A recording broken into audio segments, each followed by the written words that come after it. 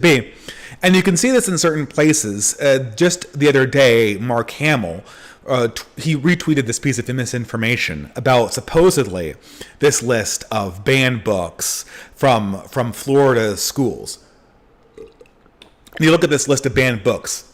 It's like The Catcher in the Rye, like Lord of the Rings, Harry Potter, 1984, Brave New World, Huck Finn, The Grapes of Wrath, The Color Purple, and, The Great Gatsby. And you're looking at this list. I mean, this list, first of all, I'm well aware of the conversations about school board book choices in red states. I've been watching those debates, and they certainly aren't targeting Huck Finn.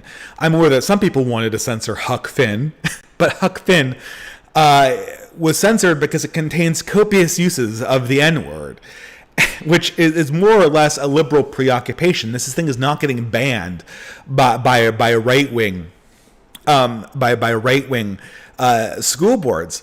But regardless of that, regardless of this list is obviously fake, and these titles aren't actually at risk of getting banned. There's a few things you might notice from even the truncated list I gave you here. The supposedly banned books on this banned book list. These are the same titles that appear in the banned books displays at Barnes & Noble, where they're saying, read a banned book this month. Read a banned book. And it's always the same, like Catcher in the Rye, Huckleberry Finn, Harry Potter. These are the banned books. Okay, so Harry Potter and Lord of the Rings and Handmaid's Tale are all multi-million-dollar, like, extended universe media franchises that are being crammed down our throats by Amazon and Netflix and every other production company in Hollywood, if they can get their hands on the rights to produce content for those universes. These things ain't banned. And then on top of that, I mean, the other books, like Catcher in the Rye, The Color Purple, The Grapes of Wrath, that's not the banned book list. That's the assigned reading list for most high schools in this country. And so, they're presented as banned. And I got the gears when we read Catcher in the Rye when I was in high school. First of all, Catcher in the Rye, I mean, it's actually a really fun book if you understand the late 60s. But for people who don't, the late 50s, but for people who don't understand the beatnik generation or who don't understand the old America and who are reading this in like Bay Area or Bay Area adjacent California, Catcher in the Rye just goes straight over your head. You have no understanding of the world it's critiquing. You have no understanding of the world Holden Caulfield lives in or what his rebellion actually feels like, or the establishment he's rebelling against. But always, the way the teachers sell this is, this is a banned book. This is a banned book. This is a banned book. Oh, well, why is it banned? Oh, it had profanity in it. Okay, great. Lots of books had profanity in them in 1950 something.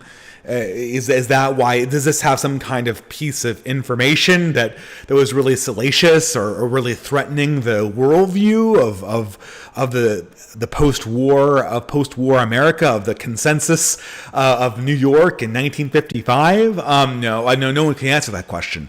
But no, it's banned. You're dangerous for reading this book.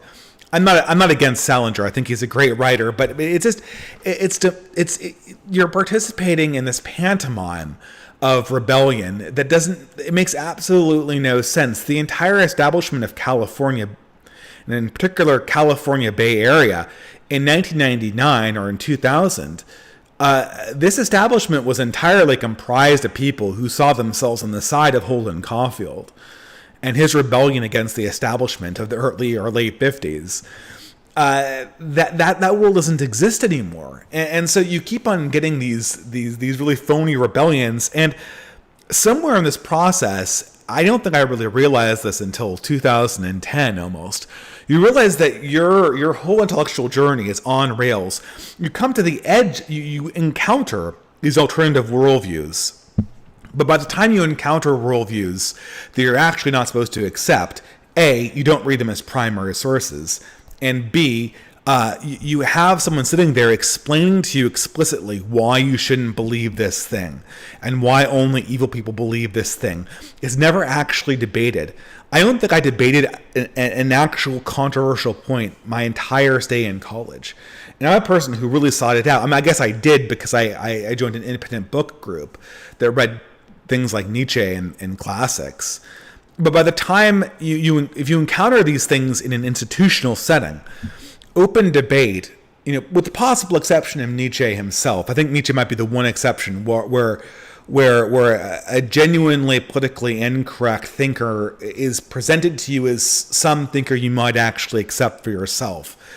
But for the most part, everything else is just, it's these rails. These are not real lions. These are not real threats to the liberal world order. You just watch them as you get wheeled through the system. And the banned books list and everything else is just a component of this. It's like